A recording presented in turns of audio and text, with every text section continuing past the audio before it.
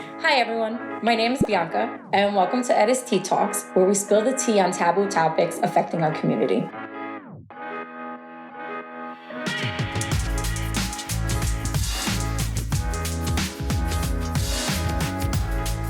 I would like us to define the difference between mental health and mental illness. What does it mean to function and have to be forced to survive in a capitalist society? If I was a colonialist, why would I want you to develop that capacity? Because that means you could create something outside of the environment that I put you in. So how do we hold these conversations intergenerationally, right? I mean, for myself, I find it really difficult to just kind of like call my diagnosis and call like the different steps like I can take and the different avenues, and even though like I'm a second generation Puerto Rican, I grew up in a very conservative home. We were Roman Catholic, very traditional Puerto Ricans. The things my bisabuela, those ideologies are still very present. And then I walked away from that. And how do we hold those different conversations where it's just like, okay, like, yeah, this is the thought process in this time. Any kind of suggestions, right, on how to do that, because it's definitely hard. I think it always starts at home. You got to make sure you're having conversations with your family members and naming what you see is happening. Like, hey, we can't ignore that Bob, whoever has autism, Mom. We have to talk about it. We should talk about what it means for this person to be happy in this environment and not just ignore it. Because when I think about like capitalism and like all of the capitalism in this country is based off of slave labor, right? Mm-hmm. So when we think about like people who are enslaved, and especially Black people who have been enslaved in this country, you weren't allowed to be depressed when you have to produce or die, right? Yeah. And so often we're... And die while producing. And so often it's about like producing and functioning and da-da-da-da-da in like the capitalist society. But it's really important for us to be like, okay, we need to have a conversation and name what things are. And that always, in my opinion, starts at home.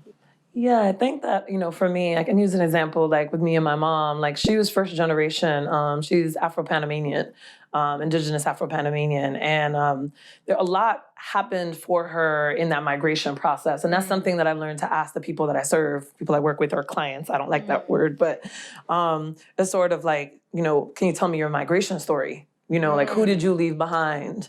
Who did you take with you? Who do you, And even just that question, and I try to teach my students, just that one question is like, what is someone's migration story? Like, it's not enough, okay, DACA, this, that, like we want to fix everything. But it's like, how can we fix it if we're not feeling it?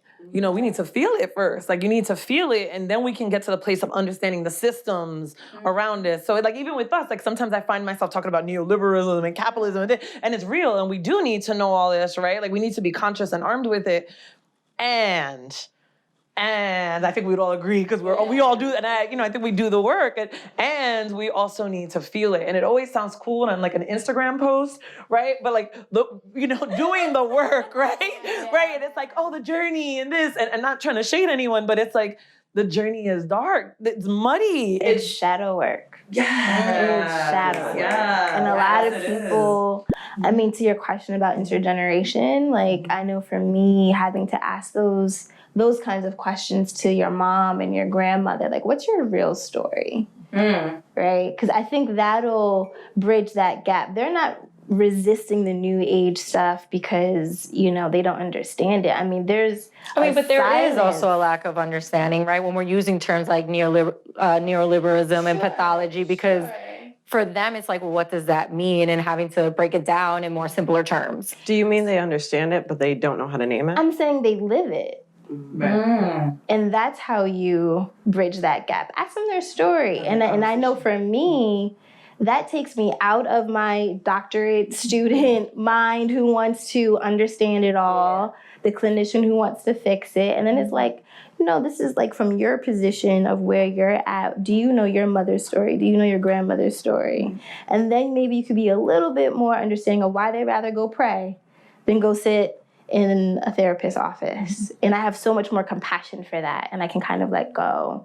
And then they get really curious about what I'm doing and why I'm doing it, because now we have this shared understanding that connects us.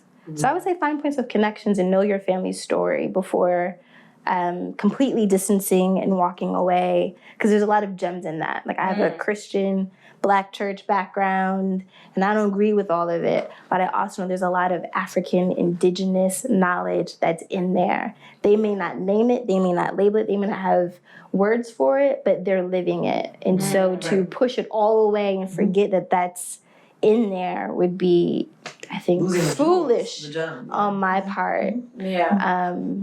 So. Yeah, and I know like with my mom, like, and I, she has chosen to grow with me. It wasn't like a word, you know, it wasn't like we made that contract, but I'm so grateful that she's one of my best teachers, because we struggled growing up, because she came to this country like education. And I mean, like, even what? those in the With diaspora, my friends, mom's first gen, and she's just like, you're going to college, you're gonna be a doctor or a lawyer, like this is happening. Yeah, and we were like hella Catholic, and I feel like I'm a recovering Catholic, you know, because it's just like there was so much trauma within that system for me, you know, kneeling to men, and like, you don't know my sexual abuse history, you don't know what that's like for me to be in this room with you, you don't know, like there's so much. Being a queer person and not being able, like for me, that was the case. I couldn't name it. I knew what I felt, and then one day, something was just said in church, and I was like, so you want me dead? You know, like stage left. I'm out of here.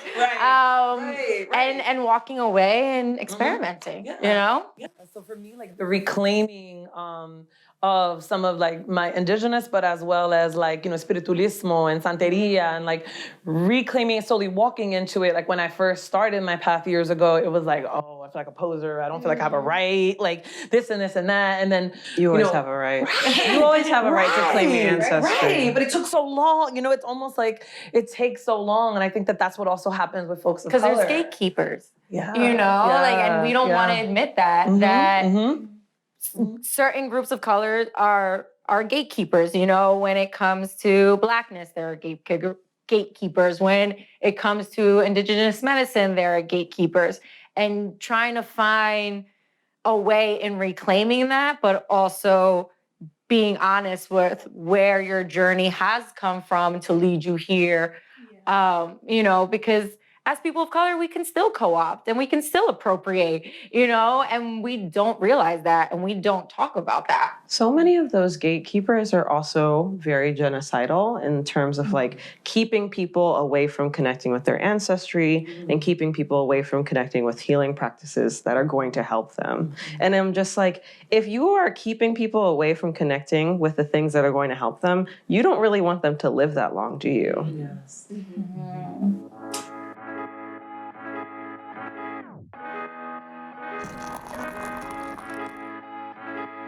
You know, as somebody who is Black and like Taino, right? And phenotypically I'm Black. And so often people don't want to welcome me into some Taino spaces. Although obviously, as of this point, I found a lot of wonderful Taino, Afro-Taino community. And I felt really welcomed in that. But so often there's like, people don't necessarily see and understand that there's two types of genocide that people who are Black or people who are indigenous face. People who are Black, or at least for me, being phenotypically Black and living that experience, so often the experience of genocide means like hypervisibility, getting targeted. One little drop of Black means like you are Black. That means you get targeted. That means you get imprisoned and all sorts of stuff around that, right? Whereas as opposed to like the other type of genocide, which is, in my opinion, a lot of indigenous people face this type of genocide, which is blood quantum. You're never Native enough. You're never indigenous enough. You're invisibilized. You don't exist. People talk about you like you're in the past. And therefore, all of that just means like, hey, if you're keeping us from making sure we are visibilized and that we do claim all of our ancestry and all of our cultural knowledge, then you are making sure that we are still living in the past and that we're still dying off, right? Because if you are continuously pushing people out of the community, that means the community is going to get smaller and smaller. And that's a way that whiteness has forced us to give up our resources, right? By saying you don't count. That's by saying like, you're not welcomed in this space. And that's fucked up. Yeah, it is. And then that brings us into, the point of our communities are shying away, right? They're either pushing away or shying away from addressing, like you say, like the realness of mental health and calling it exactly what it is instead of umbrella terms. So what is lacking, like currently, that is having our communities divided in that way? Well, for me, like the work that I'm starting to do with decolonizing therapy, it's like all these rules and regulations. Like it's like I don't know about y'all, but I have very strong reactions to being to be boxed in and told. I think most of us do, right? And I do think that comes from the historical intergenerational trauma of being kidnapped and enslaved and removed. But for me, I really think some basic things are just okay, 45-minute sessions. Who the fuck does that work for, yo? Who does it work for? Me and my therapist do double sessions every other week. That way, I can get my time in. First 45 minutes, I'm just telling you the shit. I'm just telling you the cheese man. I'm just telling you the shit that went down all week. I haven't even gotten into my stuff yet. I just feel like we're just getting to reconnect, because that's also a form of that's another thing, the terms, the terminology. And I'm not saying that I have answers. I feel like it's a community thing for us to come up with different terminology that works for us in where we're working, but it's institutionalized, right? So I think that's a problem, that the terminology therapist or client or patient, I was taught you have to say you're patient. And I'm like, my patient? That's very medicalizing. Yeah. Another thing is just even expressivity. I mean, that's one of the things that I try to aim to do is be myself with the people that I serve. They have a right, as you were saying before, to decide whether or not they want to work with me. Maybe they don't like my personality. Maybe they don't like how I identify. Maybe they don't like, whatever the case is. And not that I'm going to make it about me in those sessions, but I'm going to allow the relationship to permeate. I'm going to allow healing and realness to come up. So those are just a few things. I could keep going on, but those are a few things that I think that take us away from being real. So I know the college students I'm working with, they need something other than just CBT. They need something other than just unconditional positive Rogerian regard. They need something other even than just DBT, or knowing okay, depression. Let's talk about why you're depressed. Let's talk about what happened to your grandma, and then she has Alzheimer's and this. And then you have to take your little brother to school, and then you have to go over here, and then your sister has autism. And let's talk about what's real. So it's the system is fucking sick. You ain't sick. You're not sick. But I'm not saying it this way. Well, sometimes I am. Sometimes I say it this way. But sometimes it's just taking a deep breath and sitting with them and then just being that feels really unfair right now. Rage out, express yourself. Yeah. I mean, at least in my experience, I've come across so many therapists that are just listen and write. Or I had one that only talked about herself, which was really weird. Or ones that'd be that's so interesting. And I'm I'm not an experiment. And so finding what works for you is difficult, one. Two, because usually the first few experiences are traumatizing. I didn't get treatment for years because of that, and I definitely can see why, Black, brown, and indigenous communities would be wait, this was terrible. I don't need to go through this. I'm already dealing with so much from so many different avenues, and, shying away from looking at different modalities of treatment and what ways they can bring them together, right? To make it work for them. And the realness, the lack of realness by clinicians. I can't deal with being, hearing supervisor telling, a psychotherapist okay, you can't share that you've had this experience. And I'm just kind of so I don't want to talk to a robot. I want to talk to a human being, someone that's yo, I get it. And that's the magic of therapy. I forgot all my theories for the most part because at the end of the day, what always is healing is when a client says, this is the only place where I can be myself. This is the only place where I can express what's really going on in my life. or just having that 45 minutes to themselves just to be heard, because everywhere else in their life, they're in service to somebody else, kids, children, husband, whomever, family. That's like the relationship, as you were saying, right? Like people should have a choice as to whether or not they want to work with you. Your credentials are not enough. Just because you have a really pretty office is not enough. When people sit down and they feel your energy and they're like, I don't know if this is going to work, or this is going to be really great, you know, that I think that's so important. And I know for me, as a therapist, the relationship is everything. And like I take my clients home with me, not in like this, it's an all-consuming thing, but it's like I think about them, I think about their lives, I connect certain things and themes. And so like you really have to take that seriously. And if you go in thinking I'm gonna be a clinician as opposed to I'm gonna be a human, like you're just not gonna do good work. So, I mean, it's definitely then, like, as part of the lack that has drawing people from shying and pushing away is definitely not or at least for me, from what I'm getting from the conversation, is the lack of ability and accessibility to understanding what advocating for yourself looks like and not being afraid to advocate. Yeah. I think client and patient puts people in a one down position, and so they feel like they can't ask questions or they can't switch therapists, or they feel like they're being, I know my most anxious clients, right? They're the people who want to do it the right way. And so if you tell them the rules, they'll follow the rules even if it doesn't serve them. So you have to give them permission to say like, if this isn't working for you, you know you can go somewhere else and that's okay. You're not hurting my feelings. But I think in this system, if you're not going in, giving people permission to be consumers, full agents, if you see them as sick people who can't make choices for themselves and you have the power to make the choices for them, that's going to push a lot of people away, especially people of color. We're agency people. If I don't like you, if I don't trust you, it's not going to happen. So, Yeah, and sometimes, you know, the first 15, 20 minutes are talking about things that are very relatable and very general. Like, you know, I had a youth that Asperger's, identified with Asperger's, and I was like, you know, didn't really see where this diagnosis was coming from, but I could see like certain obsessions and things that like set him back a bit according to him, right? So I remember him, we would come in for like 15, 20 minutes and we would just talk about old school hip hop, right? And I'm like, you know, and just, you know, I'm dating myself here, but like, you know, I'm 40 years old, but like, you know, we would talk, I'm like, no, what are you talking about? Like woo forever, like Mob Deep. And he's like, what? So we would go back and forth, right? I'm like, don't come here with that Drake stuff. That's soft, you know, like, you know, but that would be part of our like bonding experience. And then inevitably he would talk about a song or something. And I would say like, oh, well, what does that remind you of? You know, and he's like, here we go.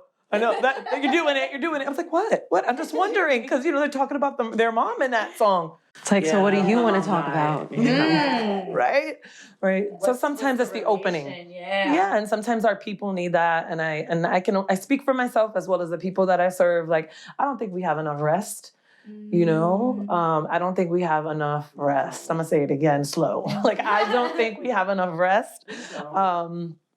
We're tired, you know, historically tired, you know, we're tired physically, emotionally, energetically, you name it. We're just tired. I'm tired, you know, I'm tired all the time.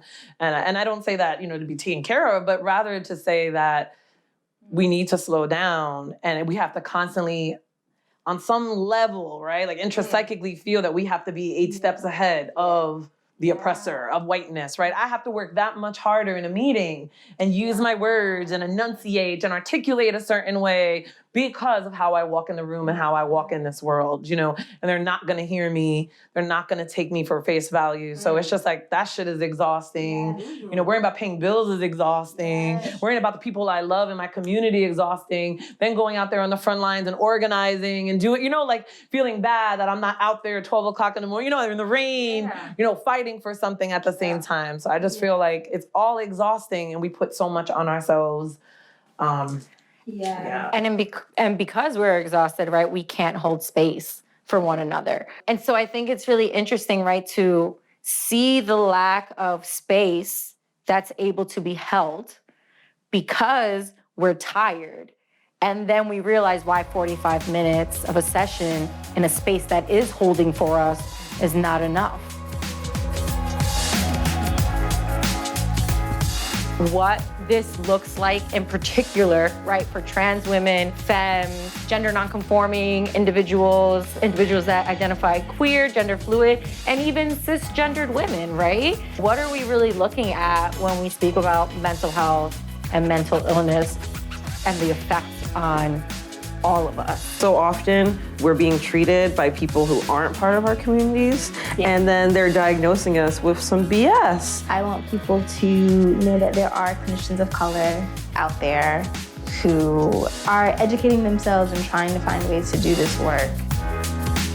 If there's anything you feel that we missed or you'd like to share, please leave a comment below.